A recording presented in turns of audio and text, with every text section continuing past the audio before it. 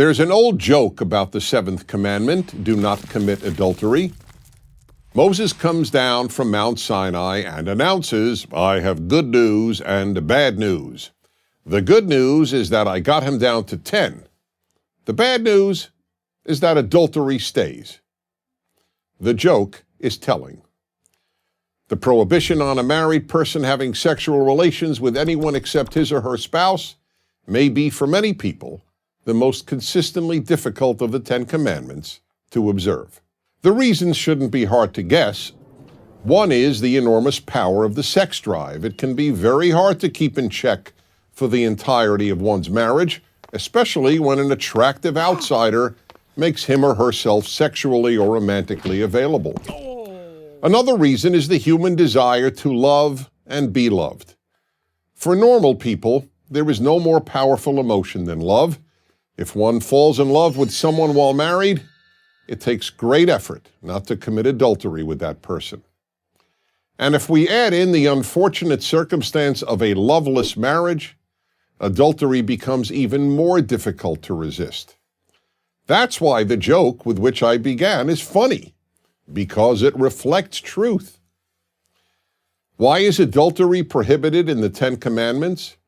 Because, like the other 9, it is indispensable to forming and maintaining higher civilization. Adultery threatens the very building block of the civilization that the 10 Commandments seeks to create.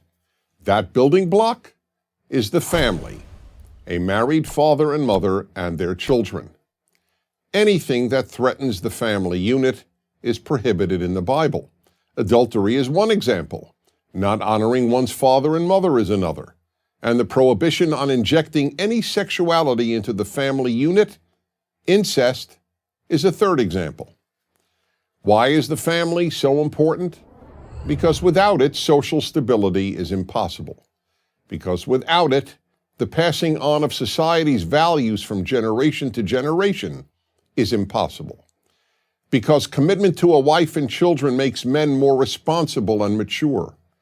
Because more than anything else, family meets most women's deepest emotional and material needs. And nothing comes close to the family in giving children a secure and stable childhood. And why does adultery threaten the family? The most obvious reason is that sex with someone other than one spouse can all too easily lead to either or both spouses leaving the marriage.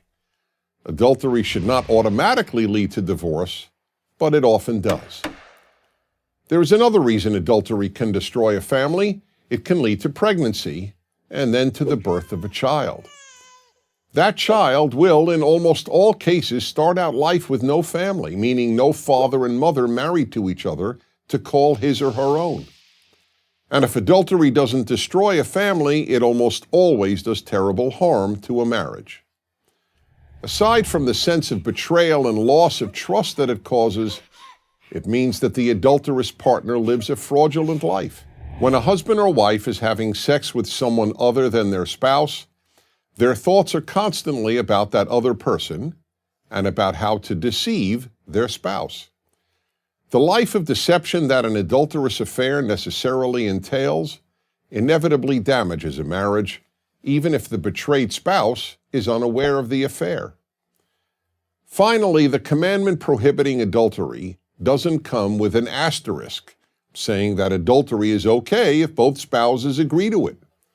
Spouses who have extramarital sex with the permission of their husband or wife may not necessarily be hurting their spouse's feelings, but they are still harming the institution of marriage. And protecting the family, not protecting spouses from emotional pain, is the reason for the commandment. Many marriages, sadly, are troubled, and it is not for any of us to stand in judgment of others' behavior in this realm. No one knows what goes on in anyone else's marriage, and if we did, we might often well understand why one or the other sought love outside the marriage. But no higher civilization can be made or can endure that condones adultery.